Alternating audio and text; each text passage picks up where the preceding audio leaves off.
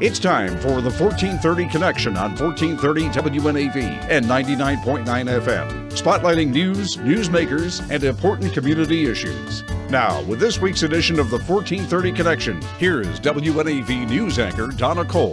Welcome to the 1430 Connection. I'm Donna Cole. I'm talking today with Katelyn Hall, prevention specialist for the Arundel County Health Department. Katelyn, thank you for joining me today. Thank you for having me. Because we're in the midst of a pandemic, the coronavirus pandemic, normally I have guests in my studio, but this is not the case today. We're probably going forward. We are socially distancing ourselves at WNAV to the best extent possible. Katelyn is calling in. I do appreciate that. Katelyn, are you actually at the health department building, or are you working from home? I am at the health department building today. Okay, but you all are socially distancing yourselves, yes? Correct. I have my own office with my door closed. All right, very good. Tell me what a prevention specialist does. We'll start off with that. So I oversee a couple different programs in the health department. So I'm in the Bureau of Behavioral Health. We focus primarily on substance use and mental health. And I oversee a couple different programs, one of which is our Substance Use Prevention Coalitions that focus on alcohol. So we have ASAP in the northern end of the county, Annapolis Substance Abuse Prevention, Northern Lights, which is in North County, South County Bridges, which is Edgewater on down, and then WASP Coalition, which is the West County. They primarily focus on alcohol, and they also touch on opioids and marijuana. Okay. I oversee a Strengthening Families program. It's a 14-week parenting class where the parents and the children get their own individual lessons, and they come together for a family session, and they all have dinner together and learn about good family skills.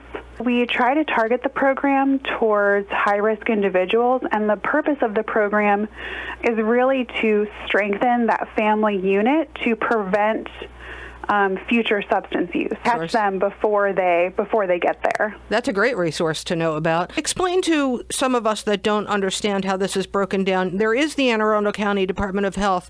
There's also Anne Arundel Mental Health. Are they two different agencies? How does this work? So we are two separate agencies that collaborate very, very closely. And we have a lot of partnerships throughout both of the agencies. But yes, we are two separate entities.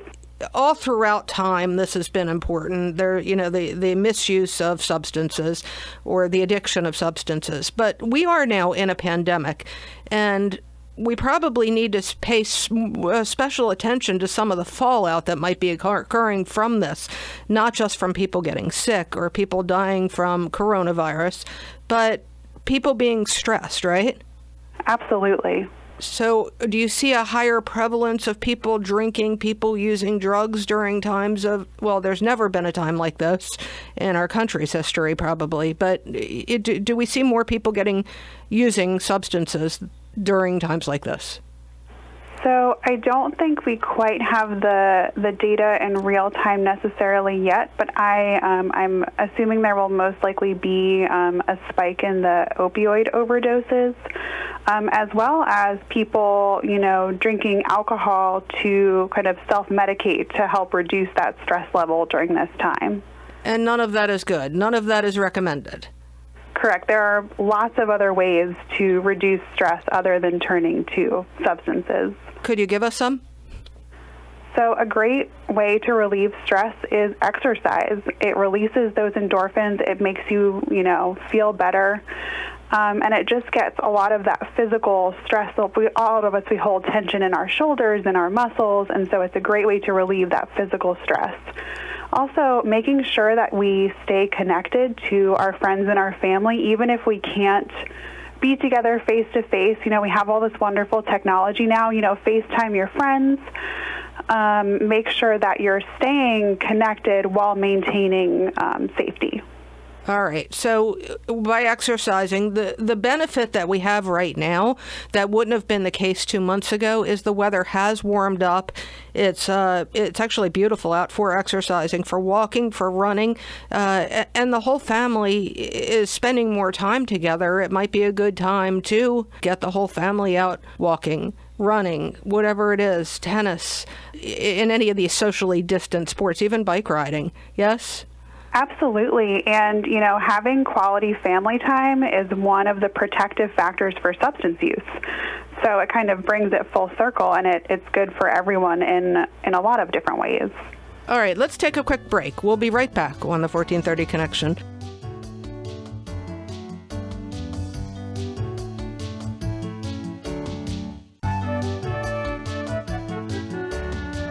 Welcome back to the 1430 Connection. I'm Donna Cole. I'm talking today to Caitlyn Hall. She's a prevention specialist from the Anne Arundel County Department of Health.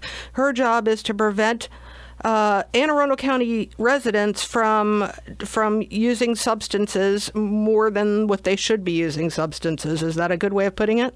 Yes, that's correct. So, we are aware that everyone over the age of 21, can drink alcohol, and there's definitely safe ways to do that, and then there are unsafe ways to do that.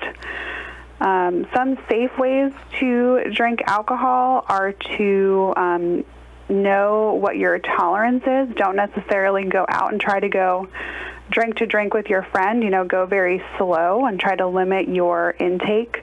Get water in between drinks, so that will help kind of slow the absorption of the alcohol, slow your pace. Don't try to, again, match your friend who might have a very different tolerance than you, even though they might be the same body weight and size. And also snack on foods while you're drinking. That's another way to slow that absorption, to make sure that you don't get too intoxicated too quickly. I think a lot of people have this mistaken belief, if they are on medications that expressly say on the medication, this medication does not mix with alcohol, or do not drink alcohol while using this medication, or whatever the phrase is, that really it doesn't matter to them. They're fine while drinking and taking whatever, fill in the blank medication they're on. But that's not the case, right? Correct. So alcohol is a depressant. So what it does to your system is it slows everything down. It slows down your reaction time. It slows down, your heart rate. It slows everything down. And so when it's taken with a medication that's another depressant, it can make your body systems even slower. Or if you take it with a stimulant, it could have an unknown effect. So it's always a good idea to, read the instructions on your medicine bottle. And if you're not sure, ask your doctor. Ask them, if you can take alcohol with this, and make sure to follow those instructions carefully, because you never know what can result from mixing medications or alcohol. Now, we're living in this time period where we have some jurisdictions that have said about marijuana it's legal. Other jurisdictions have not. It's still against the law, according to the federal government. But with teens and 20-somethings, there's a lot of confusion there. And they, too, are on certain medications that do not mix well with these other substances. So I think a big component of this is just providing basic education. So right now in Maryland, we have medical marijuana. So that marijuana is tested and thoroughly vetted, and it's regulated. And youth can, be prescribed that under certain circumstances. But when most youth think of marijuana, they're really using recreational marijuana, which means in Maryland, marijuana that they receive illegally from some source, and they don't know what's in that marijuana. They don't know what the potency is. It can be laced with other drugs. And we've seen that. We've seen that laced with fentanyl, right? Yes, we've had 2 cases of 2 fatalities in Anne Arundel County of overdoses from marijuana laced with fentanyl. That's scary.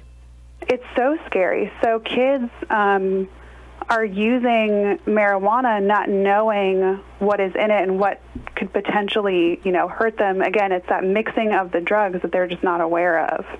And it could be playing a part with prescription medications those kids are on also, just as alcohol would, yes? Absolutely correct. Mixing any 2 drugs, you're going to have an unknown reaction. So again, that's why it's always super important to let your doctor know what medications you're taking. And that's why it's really important for parents to lock up their medications, because that's the number one way youth are getting access to prescription medications, is going into their parents, grandparents' medicine cabinets and either using the drugs for themselves or selling them to other youth or using them at parties. And disposing of medications after they're no longer needed. That's an important thing also, yes? Absolutely. We highly recommend that people do not flush their medications down the toilet because it can affect the water supply. We do have prescription drop boxes located at all the police stations around the county, and they're open 24 hours a day, 7 days a week. And then we also have, which is relatively new, a syringe disposal box at police stations as well. And they are normally in the lobbies of police stations, which are they're still letting people into the lobbies of the police stations, even during this pandemic. Yes. Okay. We're going to take another short break. We'll be right back on the 1430 Connection.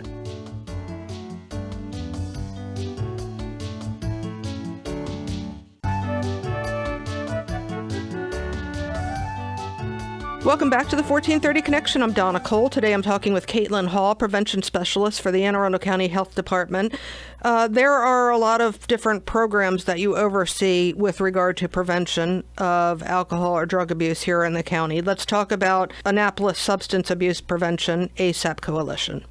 So the ASAP Coalition focuses on the city of Annapolis, primarily working towards reducing youth underage drinking and binge drinking among young adults.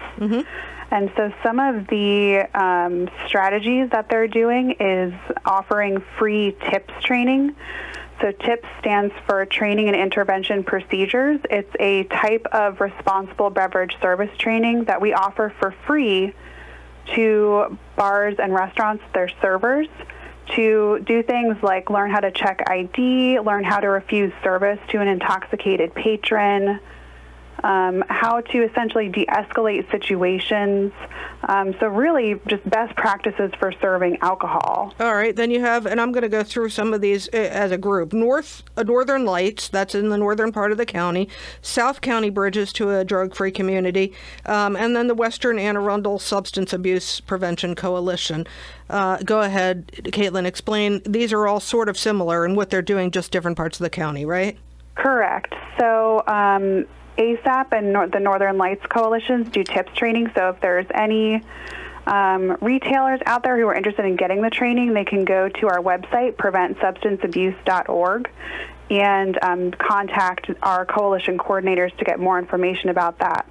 We also conduct underage drinking compliance checks throughout the county, and that is where a police officer partners with a confidential informant who is under the age of 21. They go into an establishment and attempt to purchase alcohol. If they show their ID to the person who's behind the cash register and the person sells them alcohol, then they fail. If they don't sell them alcohol, then they pass, and then they are rewarded. So it's another practice that we use to ensure that retailers are following the law. All right. And then you also have ongoing substance abuse prevention programs like Students Against Destructive Decisions, SAD chapters, in middle and high schools around the county, Mothers Against Drug Driving, Power of Parents workshops, enforcement work groups, strengthening families. Again, you talked about this, and Second Step. All of this information is on your website, yes? Yes, preventsubstanceabuse.org. Okay. I also found it on aahealth.org /prevention-and-education, yeah? Yes, you can find it there as well. All right. The most important thing that you like to focus on right now in 2020, where we're at with kids or with families, is there a topic? I would say prevention never goes out of style. You know, we're always striving to, certainly we need to help the people who are in active addiction right now, but if we can work really hard to prevent future generations from using any kind of substance, that is my passion. Now, there are some target audiences, I would think. The Strengthening Families program. So Strengthening Families, again, is one of those programs. We target families, again, that are at high risk for substance use. So one of the locations that we offer the program is at Ordnance Road Correctional Center. Mm-hmm. And so that way the participants can spend time with their families and start building those bonds. And so Strengthening Families can really benefit any family that may just need a little help, strengthening their family unit. Okay. All right, very good. And looking forward, do you have any programs coming up or any meetings coming up? These are group meetings. Is there any thought to move this over to online? So we are primarily teleworking and social distancing right now. So again, for example, Strengthening Families isn't meeting. The schools are closed. We're not doing things with the SAD chapters. But we're trying to stay very active on social media.